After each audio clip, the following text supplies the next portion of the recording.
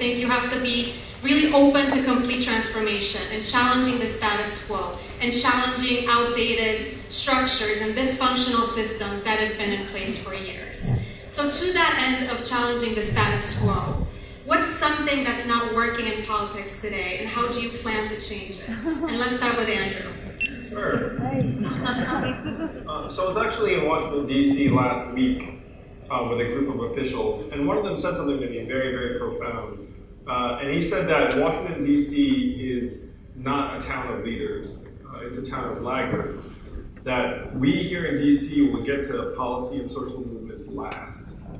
And I thought to myself, wow, this has such like this ring of truth, in large part because it's against their own self-interest, obviously. Like he was remarking about his own people.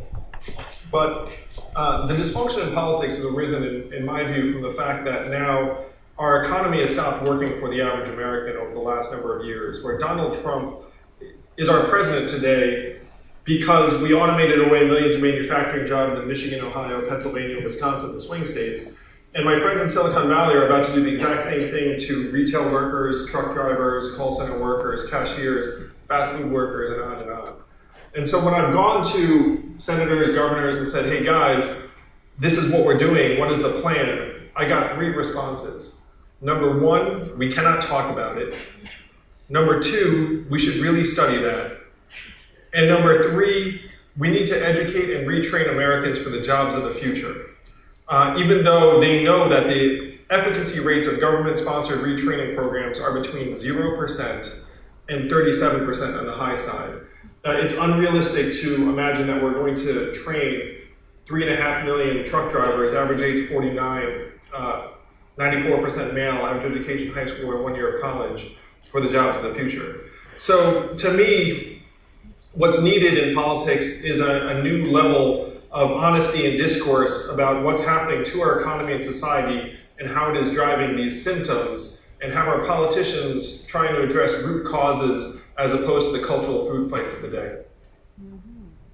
And Claire? Thank you, Adriana. I think we build up on what Andrew said. It says that the world. We can hear you. Adriana's got a handheld. Oh, mine works. It's easier.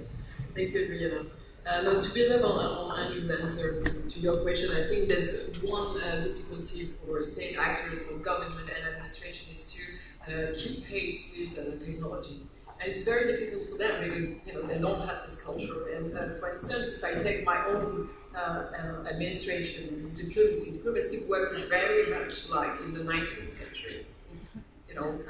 Basically the tools are approximately the same. We rely very much on intelligence of individuals around the world and the network they are able to build up. But we don't rely so much on deep data and big data.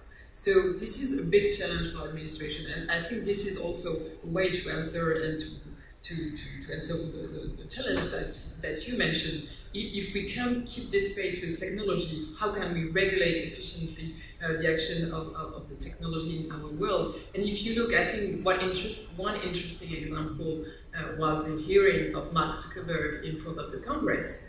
I mean, how can you be today an efficient politician? How can you be an efficient state if you don't really understand what's going on the side of new technologies? And so we need to move much more faster, and I think we are trying to change our culture. It takes time, but also it takes, I think, a new way also of building our human resources, and then we get to diversity, because of course you need younger generation, of course you need civil society to get more involved into the work of the state, into the work of the government, in order to better answer this challenge and change your inner culture to be able to adapt to these new technologies. I was just in New Hampshire a couple of weeks ago, and the average age of a state legislator there is 60, just because of the nature of how the positions are about. So, like that, it's, as you say, it's unrealistic that they don't understand. So I work in government. So can we talk about how to be innovative? It was really interesting. So just as some quick background, I run the agency that deals with the largest diplomatic corps in the world, and it has been a very interesting time right now, being sort of having New York City's perspective and conversations with consulates, but also with the UN and with our member states that are based here. And I will say, one of the things that we have to remember in all the work that we do, whether we're running for politics or running city agencies, is that we need to think of ourselves as entrepreneurs. And that actually can really help impact the way that we are doing the work that we do. And so, when I think about being an entrepreneur in government, it has been about how can New York City, we are as large, if not larger, than 135 countries from a population perspective, but we're also not Manhattan. We have the challenges throughout our boroughs. And what does that look like if we can show up as a partner to exchange best practices with the Sao Paulos, Nairobis, and other cities and states around the world? And that is work that we have been doing, but it's interesting in this last year of dysfunction at the federal government level, there has been a real opportunity for New York City to show our leadership. I will say most Americans, most of our international counterparts do not appreciate how much power cities and states have within our system. And so in the last year and a half, with the dysfunction, part of our innovation has been really showing city leadership. So we knew that the Trump administration would be pulling out a comparison report. We saw that coming. New York City was the first city that had an executive order the same day that he pulled out, where we committed ourselves to that. The U.S. government has pulled out of the Global Compact on Migration. New York City is leading a coalition of cities around the U.S. and around the world to ensure that city voices are heard, because we are, at the end of the day, the epicenter of dealing with these situations. So I think part of, in echoing what Anne Claire said around tech innovation and youth engagement, it really is also about owning an entrepreneurial mindset in what we do. And as someone who works for government, being able to say that I've done that for the last 4 years, you can now see the direct implications because of the federal government that has advocated their responsibility. As a journalist, I crossed the line and I went to the other side. And I think in a global way, what people need at this moment, especially in the United States, is trust, thoughts, and less money. Trust in the people who want to do politics. There's a complete disillusion about what's happening in America regarding people who want to run. We feel that in Washington. I think 80% of the American people do not trust the Congress anymore, so you definitely have the need here in this country for a new generation. I think Andrew is part of this new generation. People all over the world want new faces. And it's not just Donald Trump who can be the new face in politics. It can be Democrats also who can be new faces in politics. In terms of thoughts, again, in the United States, I think at this moment, you don't have any debate anymore about international issues, what's happening all over the world, and I think there's a need for the people to think a little bit much more about not only America first, but also about the global world we live in. And then money, I think in America, money is a huge problem, because if you want to do politics, you need to raise a lot of money, and it takes a lot of your time. And as a kind of idealist person, I think that this system should be deeply rethought about how someone from the civil society can have enough money to do an appropriate campaign.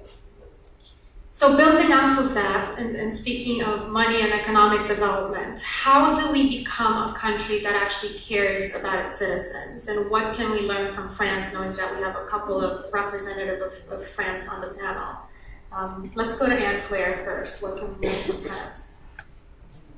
We have a new president, I guess you noticed. And I think what he wants to is the new face. Actually, it's a complete illustration of what Laurence was talking about. Is a new phase, and is trying to disrupt the system to make it at the same time more flexible and more fair to the people. And I think he came up with the assumption that we are facing a crisis, and that the rise of populism that we are facing at the moment is also a crisis of the globalization. And this gives us a responsibility to us government, to us administration, but also to the private sector, to give solutions in order to bring about a fairer globalization that everybody can benefit from. And this is really important, and this happens in between France and the US, of course, and that was the message he conveyed to Washington and to the Congress when he came a few weeks ago. He said, we have this collective responsibility to reinvent the system that we ourselves invented 50 years ago, after the Second World War. This is our responsibility, and the solution is not on going and developing more nationalism. On the contrary, we want this open world, but we need to build it together. I personally think that En Marche, which was the movement created by Emmanuel Macron, brought a lot of hope in France. And I think in the United States, you saw that in 2007 in the Obama campaign, in which there were two key words, hope and change. And I believe that at this moment, all over the world, in the democratic system, you have millions of people who are quite scared about what's happening, and I really want new faces, but also hope, change, and transformation of the classical political party. And that's what probably France tried to do with the election of Emmanuel Macron. He completely transformed the political game. There's no traditional parties anymore, and they're really weak. You have some extremes, and you have a civil society which is really trying to do something about democracy. And I think that's the lesson that this election brought to the world. Andrew, you've tweeted about economics and how it kind of drives everything else. So the slogan for my campaign is humanity first, which sounds radical because the market has overrun so much of American life, including politics. And it's going to run us off a cliff because the market is going to value human labor and time at lower and lower levels. We invented GDP during the Great Depression less than 100 years ago. This is a measurement as to how we're doing, and now it guides all of our policy, data and stock market prices, and profit growth. Well, we need to devise a new economic system that actually puts human well-being first, because we can measure it directly now. Imagine an economy where childhood success rates, levels of engagement with work, environmental quality, levels of criminality and recidivism, mental health and substance abuse, whether these are the measurements which we can easily ascertain now and say these are the guideposts for our economy, we need to be moving in that direction. Because if we continue to rely upon GDP and stock market prices, they're going to go up and up, even as more and more humans get displaced. And if you're thinking that this is all speculative, our labor force participation rate in the US is now down to 62.9%, which is the equivalent of El Salvador and the Dominican Republic. Our life expectancy has declined for the last 2 years because of record suicide rates among middle-aged Americans. There are more Americans on disability today that work in construction. The economic trends are with us right now, and if we don't revise our market-based thinking, I was an economics major in college, and classical economic thought will ruin us. We have to start putting people first, and that's really the foundation of my campaign. So when you ask, Adriana, how do we get people to care about people again? That's exactly what we need to do, because America needs to actually prioritize humanity over the market. The market will not care about us. Jump in on the issue. So something that the city has really embraced are the Sustainable Development Goals, because the priority that we all need to have, whether it is France or any other country, we need to have a common language when we talk about these issues. And that's really what the Sustainable Development Goals have really allowed us to do. And when the mayor launched his development agenda for New York City back in 2015, it was the same year that the SDGs were coming together. And because of our very strong equity lens, when we look at sustainability and resiliency, we had synergies with every single one of the Sustainable Development Goals. And over the last couple of years, again, as the federal government has abdicated the US's commitment into the Sustainable Development Goals, we as cities and states really need to show our leadership on in this area. And I will say I'm really proud to say that we announced a few weeks ago that this summer during the high-level political forum, New York City is going to be the first city to launch a voluntary local review where we're showing how New York City is achieving the global goals in our actual communities. But I think to the point that everybody's talked about, we need to start talking about the issues that matter to our communities. And part of that for us to have collective strength and to collaborate beyond borders, we need to have a common language. And that common language, I really believe, in New York City has seen success with the global goals. I just would like to add something. I think what is interesting at this moment when you watch the elections all over the world and the democratic process is to see the replica of what happened to America. Basically, democracy against populism. And you can see that happening at this moment, for instance, in the Mexican presidential elections, which is going to happen on July 1st. And you really have ordinary people, citizens who believe in change, who want to make deep change against some far-right and right movements who are trying to do something also against democracy or think democracy in a different way. And I think in the United States, the Trump influence in the democratic process all over the world has been quite huge, and ordinary people can fight that by acting, by voting, by going to politics, and by trying to change the rules. Penny mentioned sustainable development, and Claire, I know we've spoken about climate change in the context of some agreements on an international level that are working. What can you share with us?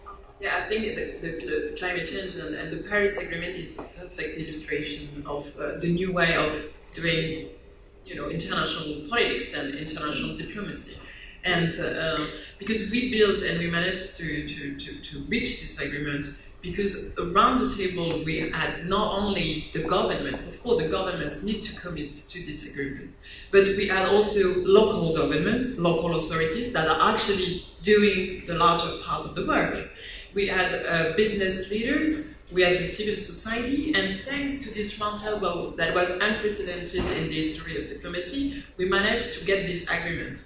And this is actually not just a method, this is also the condition of success. Because if you look at the situation today, I mean, of course, we thought that the decision made by the federal government of the United States was very regrettable, and we would have preferred for the US to remain in the agreement. But what we see today is really hopeful, because when we look at the trajectory of the United States globally in terms of climate change, I mean, actually the US will keep up, is keeping up with his objectives and his commitments made by the previous administration. And this is happening thanks to local authorities, business actors, and the civil society. So it proves that, now we are building this new social framework, global framework, that includes not only the governments, but all the other actors. And on this basis, we can make change happen in a different way on the basis of the individual responsibility, business responsibility, and the responsibility of each and any social actor. And it's not just politicians, we all as citizens can get involved and drive change, and in fact, the private sector can get involved and drive change, as we saw with the Big Four and the Paris Accord. Andrew, what can you share in terms of, I think, politics as a field is very much set up in an old way. It's based on old power models. In a way, it's set up against the very premise of innovation. There are built-in barriers to policies and to new ideas. I think politicians can learn a thing or two from startups. I wonder if you can share some learnings from your experience in that space. Oh, what's fun is that, at least in presidential cycles, there are 4 years between each one. And so the technology and the methods of communication actually change from cycle to cycle. So I found that there's a lot that entrepreneurship and politics actually have in common. And running for president has actually felt very familiar as a result. It's felt like starting a company. And I started an organization called Venture for America that started out as quite small and then grew hundreds and hundreds of people. And so it's invigorating. The fun thing, when I was in New Hampshire a couple of weeks ago, they told me something. I got 2 data points that I'll share. It will actually be very optimistic. So the first is that the chair of the Democratic Party has been there for 30 years, a guy named Ray Buckley, Penny. And he said that I have seen people spend millions, tens of millions of dollars here in New Hampshire to no effect. And so he's seen things that just did not work. And then on the flip side, this person in a cafe came up to me and said, the reason why Rudy Giuliani tanked here is that you could tell he was an asshole within 5 minutes of being around. And he said, I've been around you for 10 minutes, and you seem quite sane and normal. You're doing quite well here. And I was like, wow, who knew that sanity and normalcy would be a competitive advantage in politics? So there's a lot of innovation in each cycle in terms of the way to reach people and methods of communication. But what's interesting is that the guts of it still remain very much human and fundamental. And so that in a way it resists innovation, but it also provides at least some commonality and integrity.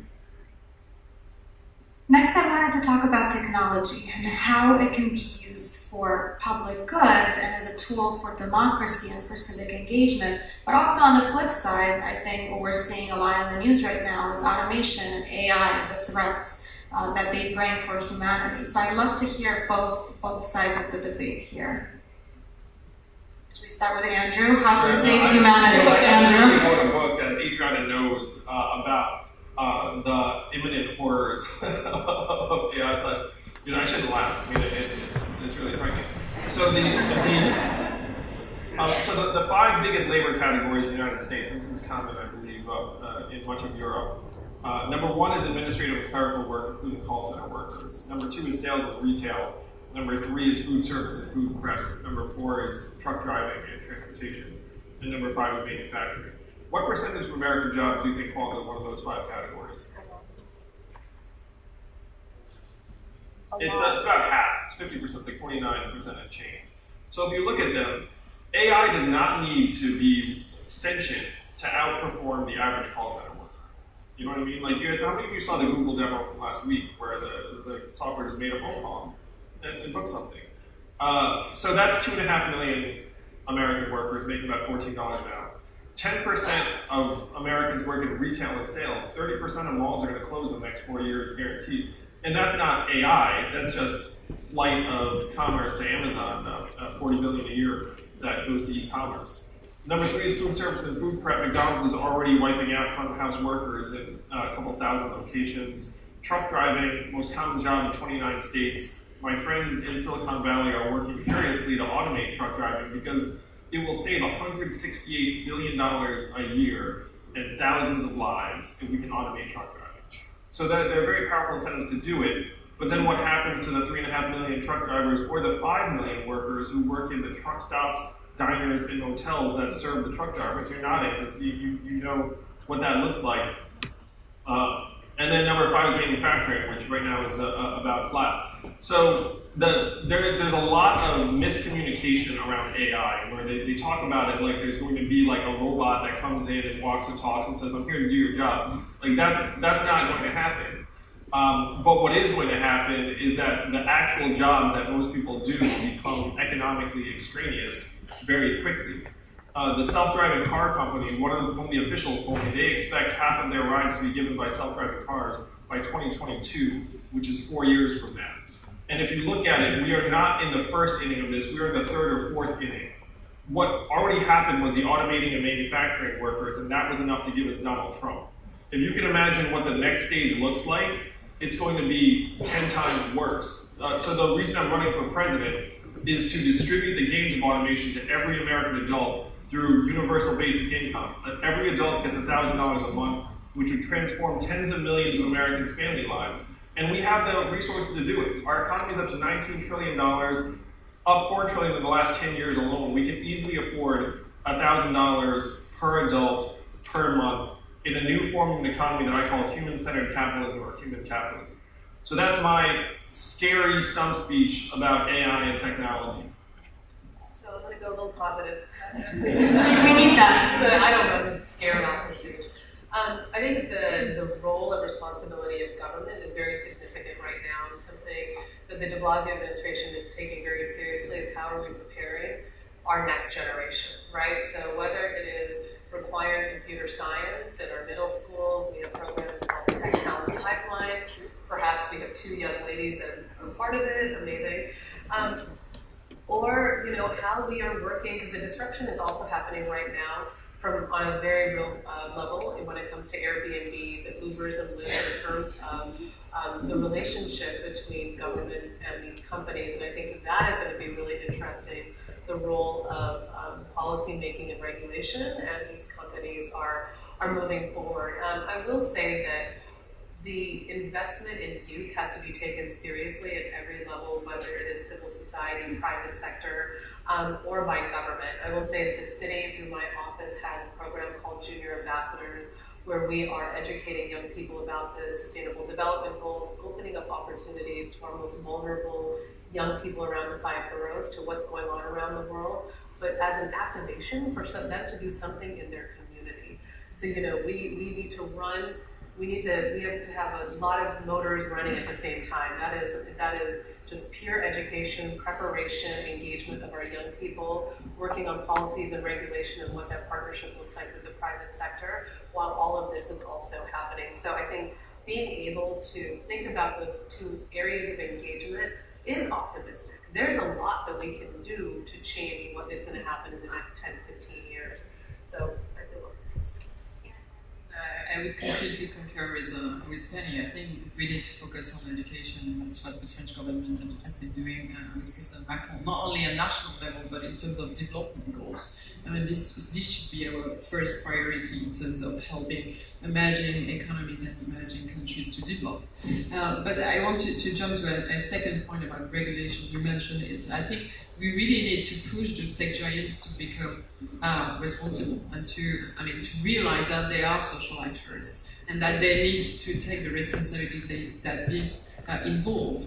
And there's different parts of this responsibility. First, we have to deal with this externality. So you mentioned the fact that they're going to destroy jobs. So they need also to participate in this effort of retraining people, educating people to help keep them in this new technology economy. Second, we cannot accept that they wouldn't be taxed.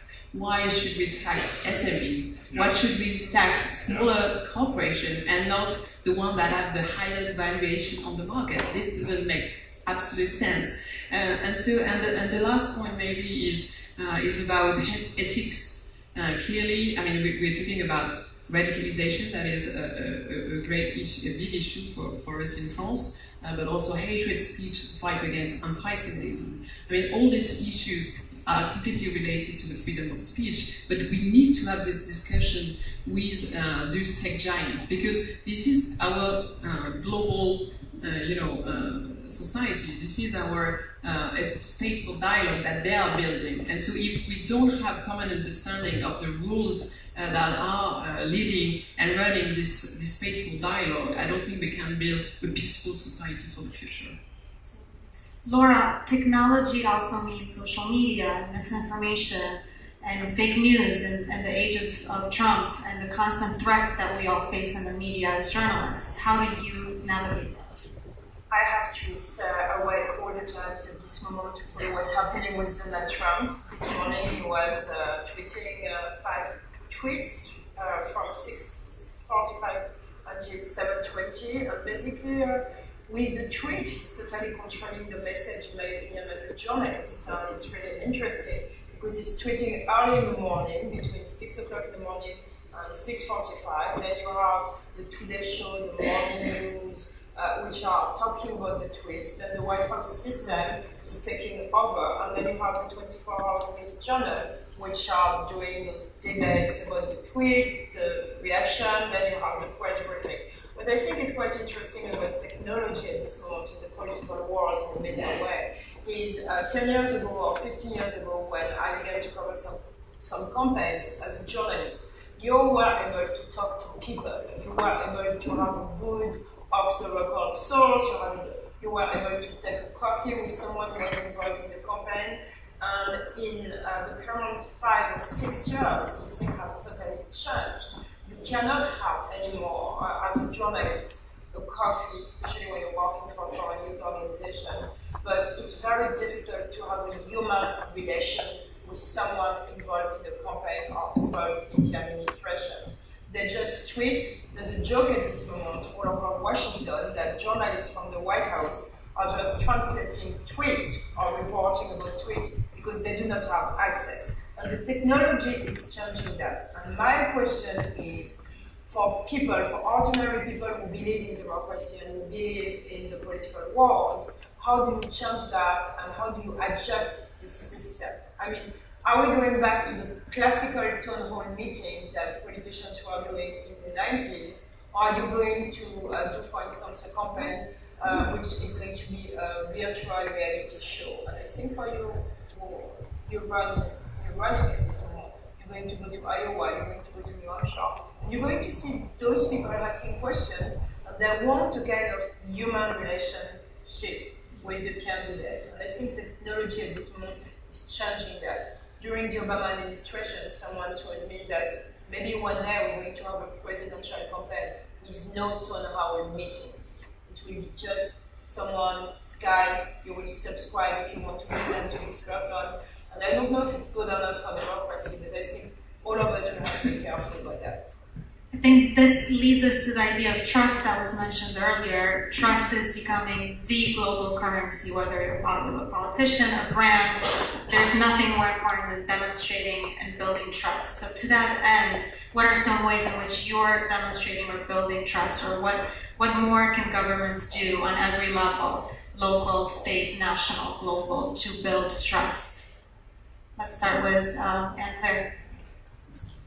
I think, just building on what Laurent said, I think we need to reflect at which level we are doing politics and at which level we are consulting the citizens. Of course, we have the elections and the habitual democratic process, but then you can build all the ways of consultations. And that's what the French government has been trying to do. That's what also the president has been doing during his campaign in order to get the feedback of ordinary citizens with town hall meetings, actually, and multiplying these town hall meetings all over France in order to get some real meat from the people and not just some abstract conceptualization from what is seen as the bureaucracy very far away from the citizens. So we need to work at these two levels and indeed bring, I think, politicians closer to the citizens. And this has been a great challenge for us, and is still a great challenge for us in Europe, because clearly Europe is our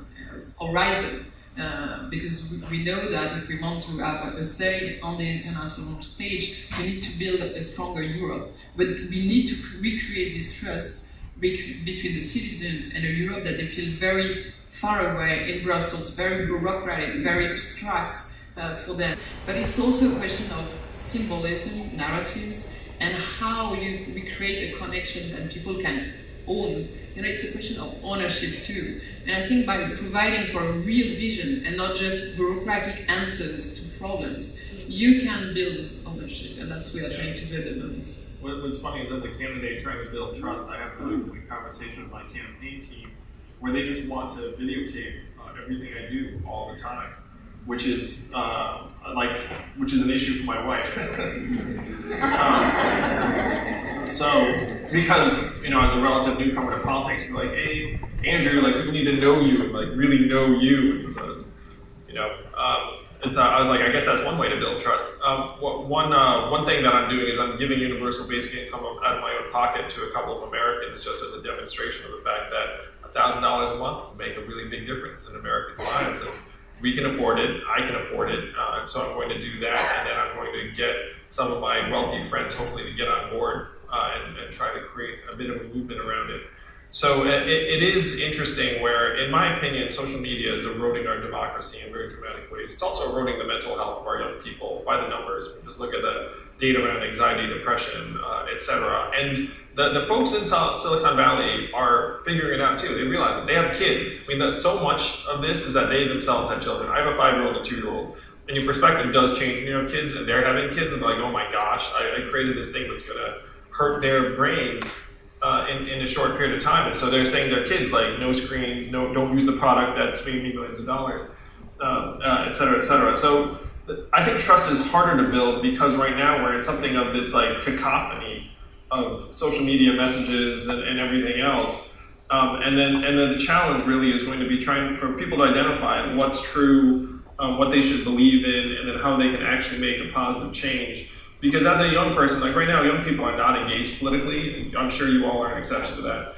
And I don't blame them because the process has made it such that it does not seem relevant in their lives. And so in a way, that's one reason why I'm running, is I want to make it relevant to every American by saying that we can improve our lives in the most direct way as possible. I just would like to react to you because I think it's quite interesting. I slightly disagree with you. I think at this moment there's something happening in the United States which is quite mesmerizing for me to watch, again as a journalist, is what happened after the Parkland shooting with Emma Gonzalez. And I really think that she was doing something in a political way which was quite unseen. She had passion, she had honesty, she had courage, she used the social media in an amazing way, and this movement could play a big factor in the 2020 election in the country, and maybe this young generation, which is not the millennial, I think it's a new generation, is totally changing the political world the way we perceive it. They have been trusted by millions of people, but they have their own rules, which are new rules, and I think it could be interesting to see in which direction this Parkland generation is going to go. There's definitely the just very quickly, just to build off of what Laura just said, the opportunity right now for Americans, again, is understanding the power of our cities and states, and what does it look like for what I feel like is like this dawn of city diplomacy, right? Because it's also up to us to take leadership in our communities, but also bridge and engage in partnerships globally. So to something that Anne-Claire said earlier about how incredible it is with the Paris Accords and the federal government pulling out, I think up to 300 or 400 American cities have committed to achieving those goals. The private sector in mass has committed to achieving those goals. And so this idea of city diplomacy is also going to be, I mean, again, there's so many areas in which we need to run. The next generation is really showing up, unfortunately, because of extraordinarily horrible things that are happening in our communities.